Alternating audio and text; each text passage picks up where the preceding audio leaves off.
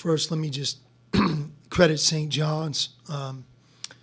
They're not making a lot of three-point shots over the last couple of games, but if you want to talk about a hard-playing, tough-minded group, I don't know if there is a team in the country that embodies those qualities better than them. 20-second shots, I give them a lot of credit. They're good at it, and obviously they exposed us at a very high level. 81 shot attempts. I can't remember too many games that I've been a part of where a team shot 81 shots in a 40-minute game. And Zuby, their center, who a year ago was very much a role player for them, he's turned into, really an elite front court player in college basketball. He had 8 second shots in the second half. It's hard to get 8 second shots in one half. He did it. And he finished with 18 and 12. So I think it's important for me just to give them credit. In terms of our team, you try to see things in different categories. There are times when your team loses and you feel really good about the effort, the togetherness, and a lot of things that happen in the game. That would have been at UConn without Zach for us, or a quick turnaround where we were down and out against Marquette, but we just fought and found a way to get back in the game. And for the most part, a lot of our losses have followed the same pattern where we either don't deliver in the last few minutes, fight to the end, and don't win a close game. But I'll put this game in a different category. The standard of effort and togetherness wasn't there. There was really no energy in the arena from the tip to the final buzzer, and I wouldn't give much energy if I was watching that either, but very disappointed, and something that we have to own and fix right away as we move forward. There are really very few highlights. I would say that coming off of the Georgetown game, me personally, I really challenged Davion McKnight to be better, to play with more force like we've seen him do in many, many games in the last year and a half. And I thought he stood out tonight. 11 points, 8 assists, 1 turnover. The last 10 minutes of the first half when we made a run at them and went into halftime down 4, in large part was because of his effort.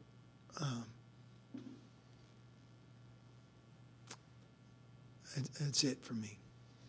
You called for toughness after the Georgetown loss, and it's a message you didn't get tonight. How confident are you? You have the guys in that locker room that can buy into that message with 15 Big East games remaining until the conference tournament. This is our low point. And, you can really own it, work together to learn from it and fix it and be better. And that becomes our challenge here as we move through the rest of the week and head to play at DePaul. But you're right. There's a lot of our schedule left. And,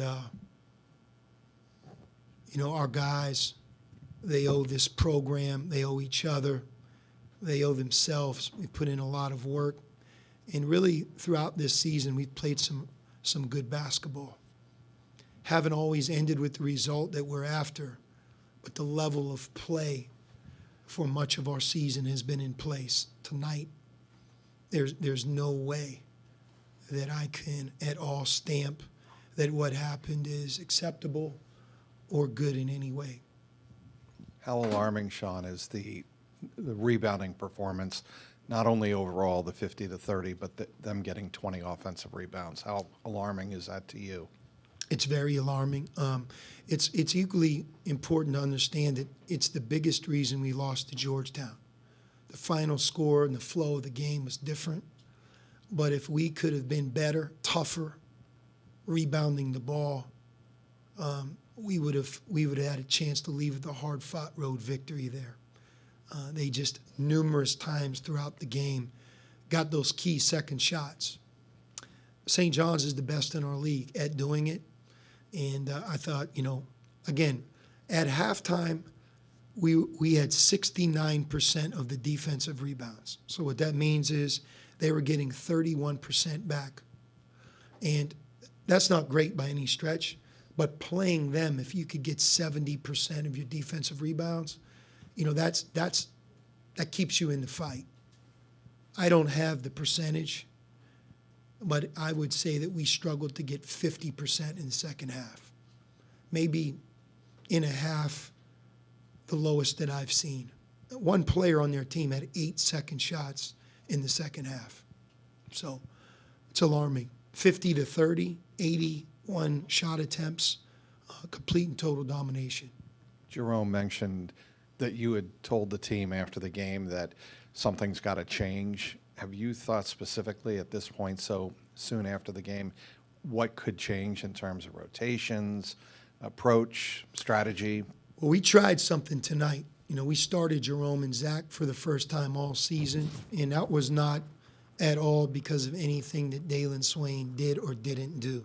We just wanted to go older and bigger, give those two guys a chance in the home stretch of their senior year to start a game together, see if we can get off to a more physical start. That didn't happen.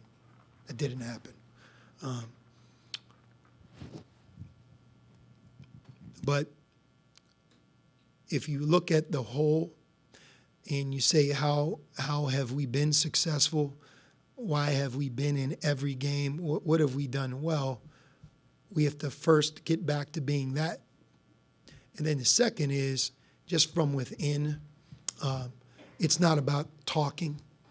When you get an opportunity to start or you get an opportunity to play a game and you're practicing and we're working, you owe all of us, including yourself, your very, very best effort.